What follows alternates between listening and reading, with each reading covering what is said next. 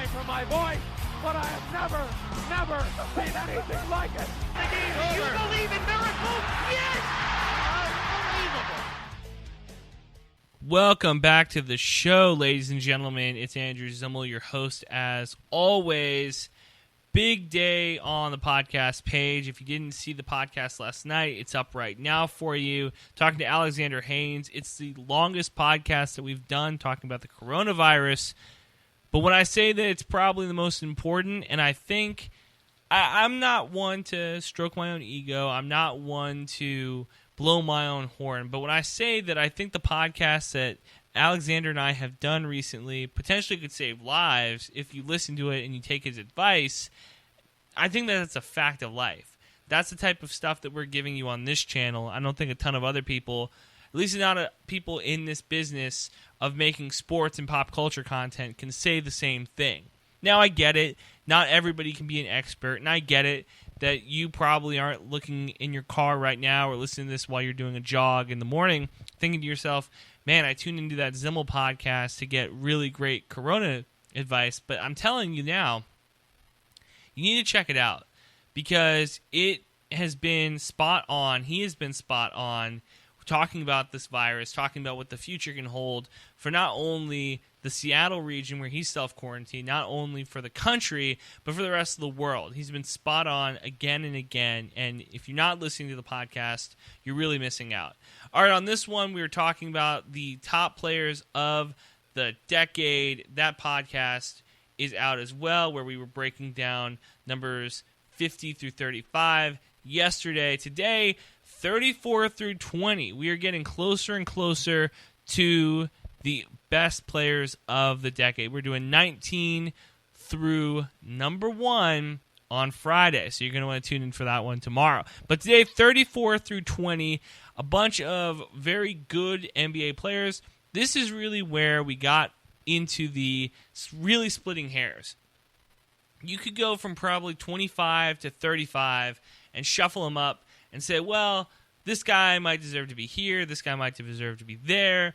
But for the most part, you got a pretty solid group in this next section, in this second tier from the top. These are the guys who I think that when it's all said and done are going to be remembered this decade as legitimate all-stars. In fact, there's 2 superstars on this list, Hall of Famers, going in this year's class if we ever do get to go back into general society, if we ever get normalcy back. They're going to be Hall of Famers. And a couple other superstars on this list. I'm very excited for it. So, at number 34, he starts his career in Sacramento. You already know who this guy is. Very turbulent career, to say the least. DeMarcus Cousins. Before there was Joel Embiid, who we're going to get to in a second, before there was Joel Embiid, there was DeMarcus Cousins. Cousins was averaging 21 and 10, almost 21 and 11 in his prime. And this is another one of those guys who is the epitome of we saw the rise and the fall of his career in one decade. Think about it this way. That Cousins comes in the league as a guy out of Kentucky who, hothead, don't know if he can lead a team, a lot of question marks, and he's embraced by that Sacramento community. The Kings have not been good since the early 2000s, and DeMarcus Cousins, granted he never made the playoffs when he was with the Kings, but he made them relevant at least. He made them fun to watch. He got called everything from a thug to a guy who didn't care about winning to every name in the book that you can give an NBA big man.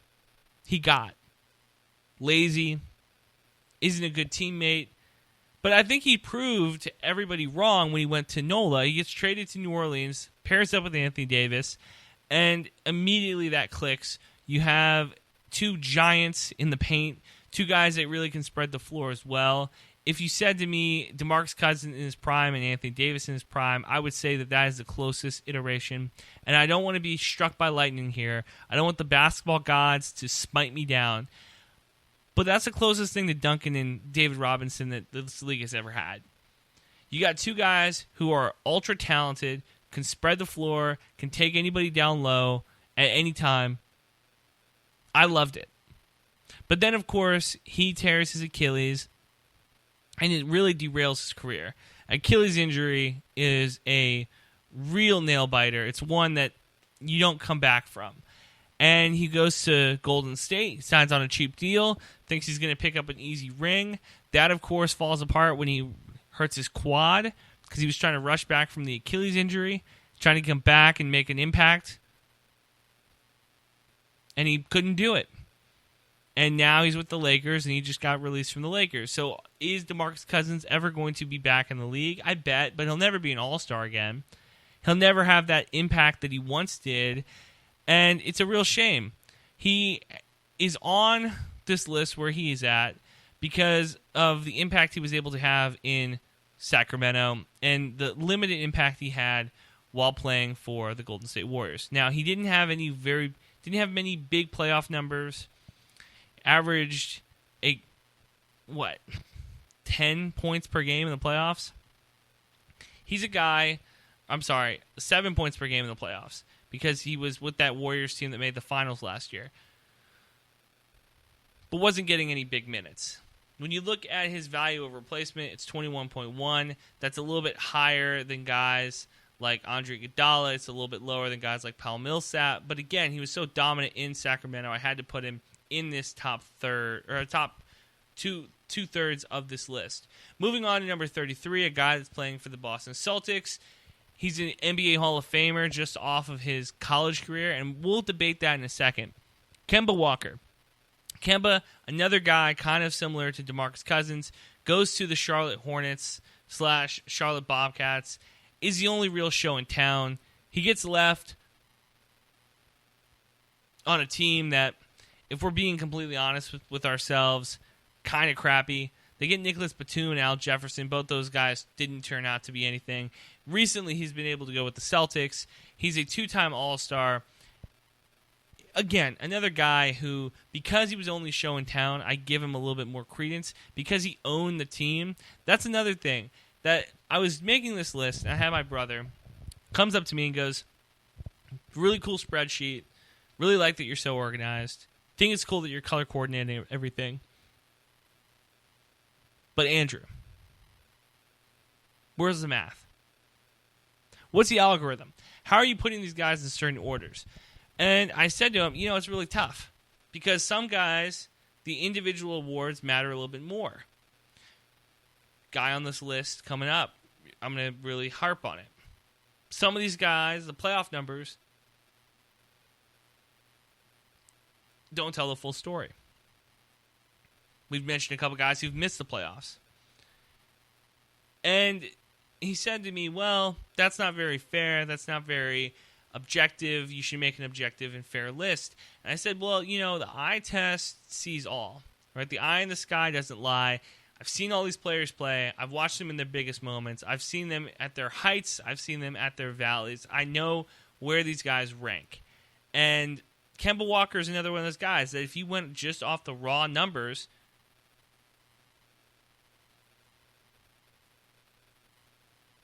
.20 points per game, 5 assists per game, doesn't have any real big playoff numbers, doesn't have any real big playoff success, you'd be thinking to yourself, well, why is he where he is on this list? Never made the NBA Finals, doesn't have a ton of individual awards. Why does it matter? Where do we put him on this list? And to be completely honest with you, he's another tough one. But I remember him being the dude that was willing his team to win games in November, December, and January. When nobody was tuning into Hornets games outside of Charlotte, I was kind of watching what he was doing. And he was always putting up pretty solid numbers. He was always a solid NBA point guard. He's only made 2 All-Star games, and there's a good reason for that. He wasn't one of the best point guards in the East. Now, with the Boston Celtics, I think that he is. The Brad Stevens system works. It works really well for Kemba. They draw really good plays up for him. It's weird to me to think that he is the highest ranking Celtic right now on a team that was potentially going to be playing in the Eastern Conference Finals. To say that he's better than Jason Tatum, I think, would be a kind of a stretch. But I legitimately think that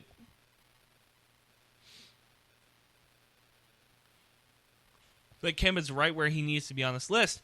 Going on to another point guard John Wall, 19 points per game, 21.9 points in the playoffs, 9.8 assists, one of the best assists in the playoffs of the guys on this list. John Wall comes into the Washington Wizards a speedster, a guy that played really good defense, which was strange because he wasn't a great defensive player in college. I don't remember him being the guy that could jump the passing lanes and had a really big impact, but he comes into the NBA and he does just that.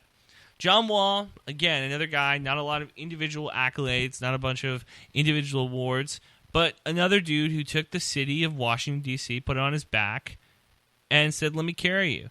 Bradley Beal's a little bit lower because his coming out party has taken a little bit more time. It has taken John Wall missing big chunks of time for Bradley to really step up. And we talked about that on the last podcast. But John Wall, being the way that he is, I think he fits really good. He's not a top 30 player of the decade, but I think, again, another guy that fits really well into that 32nd spot. Going on to 31 and 30, there is something that separates these two, and it is Chris Bosh has 2 NBA Finals rings, 4 appearances, and Joel Embiid has none. Why do I put Joel Embiid at 30 and Chris Bosh at 31? It's for the simple fact that Embiid had a bigger impact. And I'm not trying to take anything away from Bosh. He clearly had a big impact on those NBA title teams. He knocks the ball to Ray Allen to win the game in 2013 and then to end up winning the series in 2013. But Chris Bosh, I don't think, in Miami, was ever as good as Joel Embiid was when he's on the court. When Embiid's on the court, he's a top 5 dude in the NBA when he wants to be. Only playing 4 seasons this decade, and I've stressed this before, but I'm just going to re-mention it. I count the seasons that you play. Embiid has been in the league for a while, but he hasn't played. So I only count the seasons that you make an appearance. And he's only been in 4 seasons. But he averaged 24.1 points per game compared to Chris Bosh's 18. Averaged 11.5 rebounds compared to Chris Bosh's 7. Averaged 20 points per game in the playoffs and 11 rebounds compared to Embiid's compared to Chris Bosh's 14 and 7. Embiid's the better player. Chris Bosh was on the better team. That's why I have him at 31 and Embiid at 30. But the problem is, with Embiid, can he stay healthy? That's going to be a big test for him going forward. If he can stay healthy, then he could be a solid big man. He could be in that same conversation as a young, dare I say, Shaquille O'Neal. I think that's how talented Embiid is. I think that's how big of an impact Embiid can have on the game. But he's got to stay on the court. He's got to fix his knees. Hopefully we can get an NBA playoffs in after this whole coronavirus thing ends, and hopefully this time has given him and Ben Simmons a little bit of time to rest up, get their bodies back in shape, and compete. We can only hope. But I think Embiid's due for a big playoffs at some point. He just needs to get his body right. At number 29, a top 30 player this decade, he was a top 10 player in the last decade, it's Tim Duncan. Tim Duncan plays 6 seasons. He retires after the Spurs won 67 games. He is a cornerstone franchise piece for the majority of his time in the NBA. I could argue that he is the best player on every single San Antonio Spurs team that he played on. I think that there's a legitimate argument there for it. Averaging 14 points per game and 9 rebounds in the regular season, 15.5 points per game and 9 rebounds in the playoffs, getting to 2 NBA Finals and winning a title and making 3 All-Star games, it is apparent to me that Tim Duncan was one of the best players of the decade. I think the argument could be made that he should be higher. And the problem with that is when you look at the rest of these guys on this list, they either had bigger playoff moments, bigger seasons, had better individual numbers, but nobody on this list outside of maybe LeBron, KD, Steph Curry, Kawhi Leonard had better team success. If we wanted to go off team success and we made a list of who is the best players from the best teams, Tim Duncan's in the top 5. Because every season he played in San Antonio, they were one of the top 3, top 4 teams in the league. Now, after they win the title in 2014, they lose to the Clippers in 7 after they lost a game in the regular season that knocked them from the 3 seed to the 6 seed. I firmly believe that if the Spurs win that game against New Orleans to end the regular season, are the 3 seed, and potentially get a chance to face off against the Warriors or the Clippers face off against the Clippers instead of in the first round and say the second round, potentially face the Warriors in the Western Conference Finals, I firmly believe that they have another ring. This is my Spurs conspiracy theory. A lot of people, casual NBA fans, will tell you that it was the grind of the NBA Finals 2 years in a row on an older team that caused the Spurs to really dismantle. And then, of course, they make that run in 2016 where they win 67 games. They lose to the Thunder in the second round. Tim Duncan leaves. The next year, they go to the Western Conference Finals. Kawhi hurts his ankle, and then the rest of the story is told. Kawhi goes to Toronto. Now he's in LA. That is the end of the Spurs dynasty. But if you go back to 2015, you really watch those games, and you kind of remember where the Spurs were and how Chris Paul gets a lucky floater over Tim Duncan. Tim Duncan, 5 years ago, was able to block that shot. But because he's a little bit older, he's jumping off one leg, he doesn't get his hand on the ball. Clippers win, Spurs lose, Clippers end up blowing it in the Western Conference semifinals. But Tim Duncan's 29 on this list, future Hall of Famer, and incredible, just amazing that he is in that conversation as a guy already winning so much in the last decade and then coming into this decade and being such an impact player. Moving on to number 28, he's the lowest ranked MVP on this list. And we've done this before, talking about guys who had to deal with really bad injuries. We've talked about this before with guys who've gotten banged up, guys who weren't ever the same. Derrick Rose starts this decade as hands down the most explosive and athletic player in the league. This wasn't LeBron James, wasn't Dwayne Wade, wasn't Vince Carter or anybody like that. It was Derrick Rose. What Derrick Rose was doing at the point guard position had not been done, I don't want to say ever. I think that he brought more balance to the United Center than any player outside of Michael Jordan. That's how good Derrick Rose was in that MVP season. And I have been known to be a hater on Derrick Rose. When he gets hurt, I said that he was one of the guys that I thought was taking up a roster spot. I said that there are plenty of good young players in China and in Europe that I'd rather have on an NBA roster than Derrick Rose when he was trying to come back from those injuries. I thought his career was over when he went to the Knicks and then went completely AWOL for like a week and a half. I thought he didn't need to be in the NBA anymore. I thought if any team wanted to take the risk on him, it was a bad gamble. I didn't think that he would ever get back to the point of being an impact player, and I was wrong. He starts the decade as an MVP. He gets hurt in that second season in the first round, tears his ACL. His entire career gets pulled out from under him, which, in hindsight, can we stop and take a second and realize how traumatic that is? How incredibly traumatic it would be if your entire livelihood is taken away from you in a single second. We don't talk about this enough in professional sports, that at any point you can lose everything. Like that.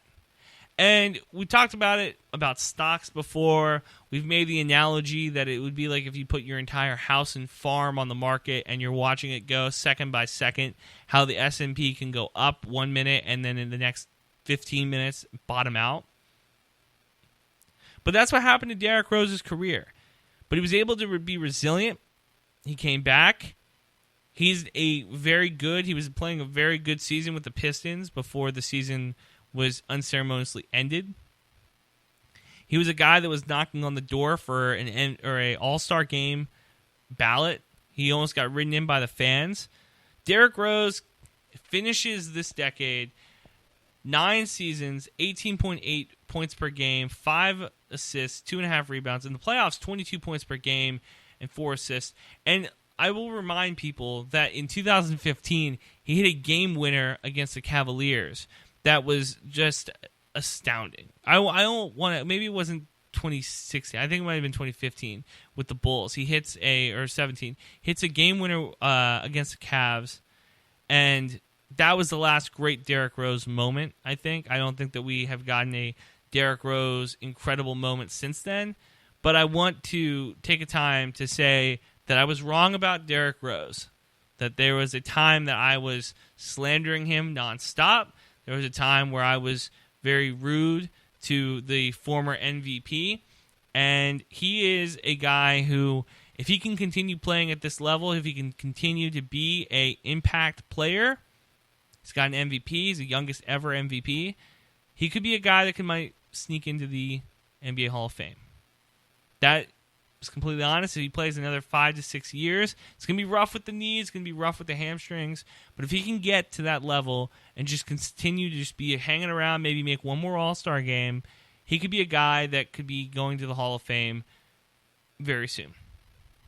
Next guy on the list, number 27, a dude who I despise. I don't like the team he plays for. I don't like the way that he plays basketball. I don't like the way that fans have glommed onto him. I have a very strict rule about NBA players. He's Nikola Jokic at 27, 5 NBA seasons, almost 17 points per game, 5 assists, 10 rebounds. In the playoffs, 25, 8, and 13. Why do I dislike Nikola Jokic so much? Why am I the single biggest hater against the Joker? And maybe I just don't like to laugh. Maybe that's what it is. But my problem with Nikola Jokic has been and will continue to be that he never comes into the season in shape. I have yet to see him start an NBA season in physical performance, like hitting on all cylinders. And I get it. If you're a guy who's playing in year 15, year 16, you're LeBron, you're Kobe, you're Dwayne Wade, you're Dirk Nowitzki, you're Tim Duncan, Kevin Garnett, Paul Pierce, Ray Allen, and you're at the end of the ride, you're a Hall of Famer, you've won your rings, you've did your song and dance, you've won your MVPs, you've been the face of your franchise for long enough that you get to play yourself into shape, that you get to have the benefit of the doubt. But the problem to me with Nikola Jokic is that he doesn't have the benefit of the doubt, that he has yet to win anything. He's been on a couple of NBA teams, sure, but he hasn't won anything in the playoffs. He came one Spurs game away in that first round last year of getting bounced in the first round. And they were the 3 seed before the season ended this year, and I wasn't sold on them.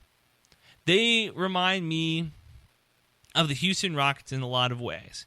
That you want to believe the same way that you want to believe in Santa, the same way that you want to believe in the Tooth Fairy or the Easter Bunny, that you want to have that childhood faith, that you want to be able to say, oh, no, I think that a team that's built around an NBA center, granted he's a good passing center, this decade's Bill Walton, if we're being completely honest with ourselves, I want to believe.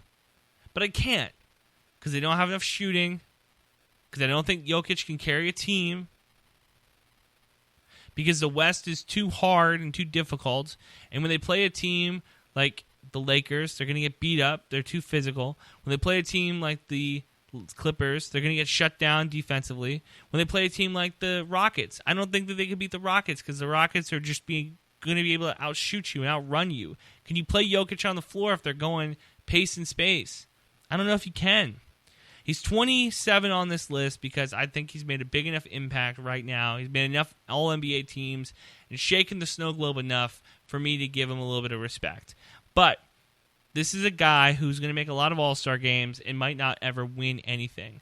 And maybe next year when we do this list again, maybe next decade when we do this list again, and we talk about where Jokic ranks all time, he either is going to be in the same conversation with Kevin Garnett and Dirk Nowitzki, guys that we never thought were going to be able to win before they went on an incredible finals run, or he's going to be guys like Charles Barkley and Patrick Ewing, guys that we thought were very good players, but they never could get over the hump.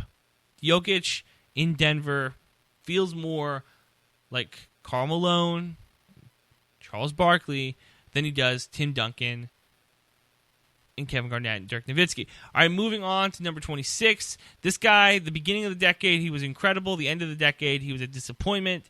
10 seasons he's played every year in this decade. Again, I mentioned that matters a lot to me. 21 points per game, 8 rebounds. In the playoffs, consistent 21 and 8. He is LaMarcus Aldridge. LaMarcus Aldridge gets on this list where he is because I thought that he kind of got pushed out of Portland, and I thought that he could be the next big thing in San Antonio. He never was. He's consistently been an NBA All-Star. He's consistently been one of the better big men in the league. But you make sacrifices when you come to San Antonio. You're not going to get the same name recognition. You're going to get people voting for you for the All-Star game. When you're playing on Sunday night, when you're playing on Tuesday and Thursday night on TNT, people are going to be like talking about how LaMarcus Aldridge is putting up double-doubles every night, and LaMarcus Aldridge is leading the Spurs team. But the problem is that when Tim Duncan retired, when Tony Manu left, when it was his show with Kawhi Leonard, Kawhi got hurt, he couldn't carry the load.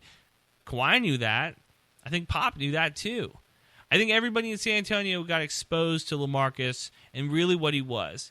A very good second or third guy on a team, but if you're asking him to carry your franchise, if you're asking him to sell jerseys, if you're asking him to be the guy that leads you to the playoffs, you're asking for too much. That's the problem with LaMarcus Aldridge. He's 26 on the list. If he showed any sort of power to carry a team, if he showed me anything that he could be the guy that would move the needle in a playoff series, I'd put him a little bit higher. But he hasn't done that, so I can't do it. I do want to point out one thing, that there was a possibility to have LaMarcus, Greg Oden, and Brandon Roy. And LaMarcus is the only guy that was able to stay healthy. And I will give him credit for that he does take amazing care of his body, and that when it's all said and done, he'll be one of the guys that plays into his late 30s, early 40s, because he takes very good care of his body from what I'm told. So I will give him that.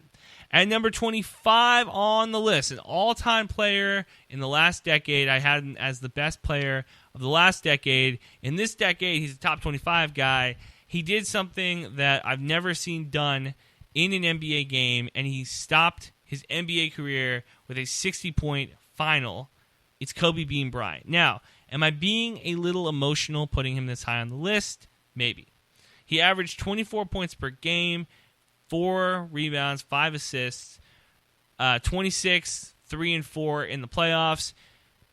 The last time that he was impactful impactful on the court, was in that 2013 season, 12-13 season, where he was trying to will the Lakers to the playoffs, where he tore his Achilles and escaped with he hit 2 free throws with a torn Achilles, left the game, never to return being the same again. He is one of the few NBA all-timers who was forced out due to injury. Now, if you want to put Shaq in that same list with his Achilles and his hamstrings, you could do that. I would give you credit for that. If you want to put Akeem, Karl Malone, guys like that on that list too, sure. But I do believe that Kobe had another couple of very good seasons in him before he tore his Achilles. But we can't do the coulda, woulda, shoulda game. We have to go on what he did. Once he came back from the Achilles, got banged up shoulder, banged up knee, ends his career on a 60-point game. That is what propels him ahead of Rose, Jokic, and LaMarcus. Because I've said this before, carrying a team is hard, and Kobe did it. When his second best player was Jeremy Lin, and then you got Julius Randle drafted at 6 overall, who breaks his leg in like the first game, and the franchise gives you a huge contract, a grandfather type contract, and people want to say, well, Kobe got that contract because it was a lifetime deal kind of thing. In my opinion, I think the Lakers needed to make that trade or make that signing, because there's a real world where Kobe said, I need to get number 6. I'm not going to beat Jordan, but I sure as hell ain't going to lose to him. I'd rather tie him. And I think there was a real possibility after he came back from that Achilles injury that Kobe could have said, the 20 years as a Laker, that's very cool, but I'm going to go make a real name for myself and go win a title with LeBron, go win a title with the Knicks, go win a title with the Heat. I don't care where he was going to go, but I thought that he for sure was going to be a guy that was going to be trying to reach that number 6. but they gave him the lifetime contract. He gets number 20, and of course passes away in January of this year, and huge hole in I think every NBA fan's heart. Number 25 on the list. At number 24, Al Horford. If you looked at him this season, you'd be scratching your head because he played really poorly this last season. But if you look at the decade as a whole, he was a very good player coming out of Florida. He was a very good player playing for the Atlanta Hawks. He played on a couple of incredible Hawks teams that couldn't get over the hump. He was a constant professional, very good defensively. His defensive win share is one of the better ones in the league for the decade. When you look at his defensive win shares, that sat at 29.6. He's in that same type of conversation with LeBron and some of those other really impactful guys.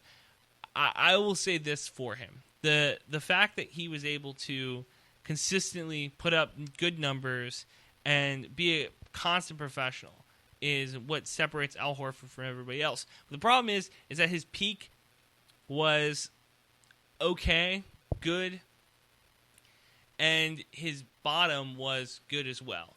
Like the difference between his peak and his valley, I don't think was big enough for anybody really to, figure out where he was going to go. But I have him at 24.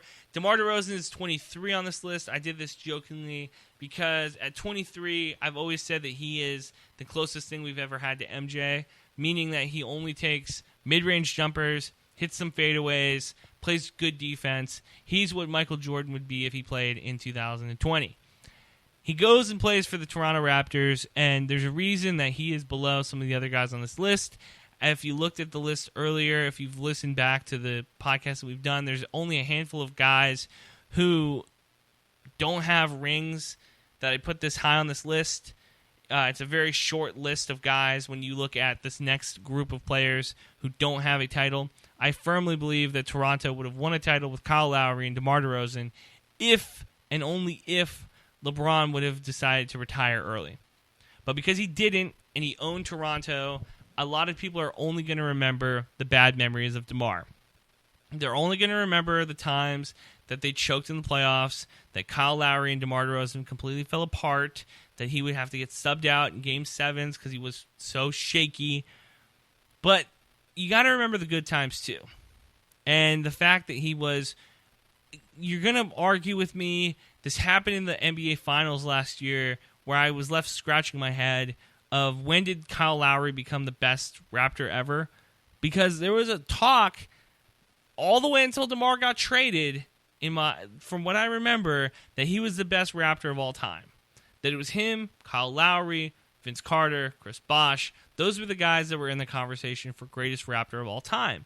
He gets traded in July for Kawhi Leonard, and all of a sudden everybody's like, well, he's one of the best Raptors of all time. I firmly remember him being the best Raptor of all time. Consensus was that he was the best. And Kyle Lowry wins a title. He sticks around. Kawhi leaves. By de facto, Kyle Lowry is going to have his number retired. I still think DeMar deserves to have his number retired when his career is all said and done, but that's just me. Is he higher than Chris Bosh on this list? Yeah. Here's why. Because DeMar played all 10 seasons. He had more impactful playoff moments by himself. And Chris Bosh was always the third wheel. DeMar was asked to carry the Raptors offensively, something that's very hard to do when you can't shoot threes. He's number 23 on the list. Number 22, Carmelo Anthony. He starts this decade forcing his way to New York. He plays most of his career in New York this decade, gets bounced to Oklahoma City, and then to Atlanta. Doesn't ever play any games. Gets bounced to Atlanta, then goes to Houston, and now is in Portland. Is he ever going to win a ring? I don't think so. Is he ever going to get to the point where he can be a good role player? He's barely a good role player in Portland. Like, it's very debatable. He's a guy that if you were going to fire up 2K, I always make this example of the 2K general manager, that if he's a free agent, you're going to draft him because you know who he is, but he's not very good. Like, he might have an okay rating. Maybe 2K gives him a couple points here and there, but he's not a legitimate guy. that people that watch the game know that this dude's washed. The game left Carmelo about 3 years ago, but the problem is that NBA fans really liked him. That's not the problem. The problem is that they forced him to be on an NBA roster. The Portland Trail Blazers were going to miss the playoffs before the season got canceled. Is that Carmelo's fault? No. That's the fault of everybody else who really couldn't get their seasons together because Jurkic gets hurt. Or it's just that was the problem with the Trailblazers. They didn't have a healthy big man. But Carmelo going to Portland never really made a ton of sense to me. I never really was in love with it. He's going to end his career in the next couple years. One of the greatest Olympians of all time, so I'll give him that. But Carmelo Anthony, number 22 on the list. I got to remind people, though, that when he was with the Knicks, they didn't win anything, but damn, he was fun to watch in the regular season. Not having any playoff success or limited playoff success, however, is what holds Carmelo Anthony back, in my opinion, on this list. That you look at that group of guys, the Banana Boat Boys, or whatever you want to call them, he's the only one that doesn't make that top 20. It's rough to kind of say that, but again, the lack of playoff success stands out to me. At 21, one of the best shooters of all time, maybe the third, maybe the fourth, depending on who you ask, it is Klay Thompson. Klay Thompson comes in with 8 seasons this decade, playing 19.5 points per game in the regular season, almost 19.5 in the playoffs as well. 5 trips to the NBA Finals. Of course, you remember him tearing his ACL in Game 6. I stand by the take that if he doesn't tear his ACL, I think that he and the Warriors have a legitimate shot of pushing it to a Game 7. In Game 7, anything can happen. Curry was due to have a big game at some point in the playoffs. He's had a couple of very good playoff games, but he was due to have an incredible Game 7. And the ACL injury is what separates the Warriors from winning 3 straight and only winning 3 in that dynasty run. That if Klay Thompson doesn't get hurt, I think that they have a legitimate shot. But let's go back to Klay's entire career. Let's think about from the start. He comes in the league out of a guy from Washington State. You pair him in the backcourt with Steph Curry. He's coming off the bench after Monty Ellis is the starting shooting guard. Quickly, Mark Jackson figures out, hey, I got a pretty good deal here with Curry running point instead of trying to play off of Ellis, and Klay coming in and just spotting up and shooting. Klay Thompson, great defensive player in college, comes in the NBA, has that exact same talent to play good defense on the other guard. Whoever it is, makes an impact immediately, being a two-way player. Slowly but surely learns how to dribble the basketball. He came in the league not knowing how to really make any moves, really not do anything. Incredible with the basketball. Everybody remembers he had 67 points on like 13 dribbles, which is another crazy stat when you think about that. Just the fact that he didn't ever really create his own shot very much. He was taking pretty solid shots by himself, just spotting up or just coming off screens. So they win that first title in 2015. He immediately is another one of those guys that rubbed in Charles Barkley and the rest of our faces that, yeah, a jump shooting team can win a title. And then they go in 2016, win 73 games. He has an okay finals, I remember. I don't know the don't have the stats right in front of me, but I don't think he was one of the guys that really choked away that finals. It was, again, more of the fact that Draymond got suspended, LeBron goes supernova, Kyrie goes supernova, and they just didn't have anybody to protect the rim. Nobody could out-rebound Tristan Thompson that series. Then they get Kevin Durant. We said, who's going to make the sacrifice here? Klay, of course, took a back seat. He said, I'll be the fourth option. I don't need to be the guy getting the ball all the time. That quickly turned into him being the third option because at some point Draymond Green was able to convince Durant to come to the Warriors, but in that deal with the devil, he gave up his ability to shoot. So Klay was always the third option, in my opinion, on those Warriors team with Durant. He's coming back from an ACL injury this year. He's going to be back. Curry's going to be back. This is not the end of it. And the thing about these incredible backcourts, you think about some of the best in league history. What do they all have in common? Byron Scott and Magic Johnson played together for a long time. Okay? Steph and Clay are going to play together for their entire careers. I don't think that there's a question there. That they're going to both retire Warriors. That's great for the Warriors organization. You have Steph Curry, a generational talent. You've got Klay Thompson, a cornerstone piece.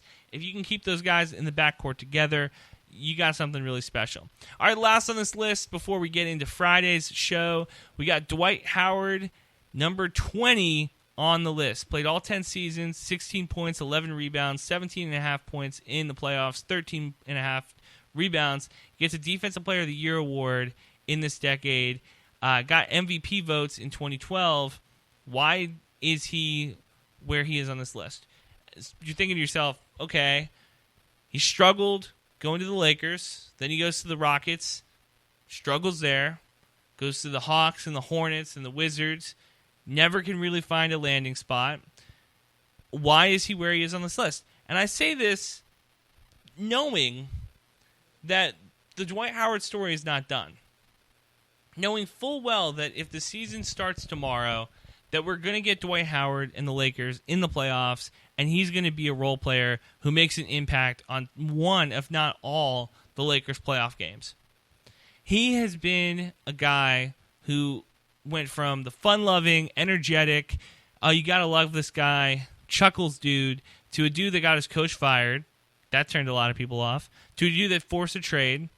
That turns a lot of people off. To a dude that doesn't get along with Kobe Bryant in the city that he owns. Well, that's going to turn some people off. Goes to Houston, doesn't get along with James Harden. Well, that's not great when you look at what James Harden's turned into. Well, then he goes to the entire Southern Division, Southeast Division, plays on almost every one of those teams. That's not great. Then he completely turns it around.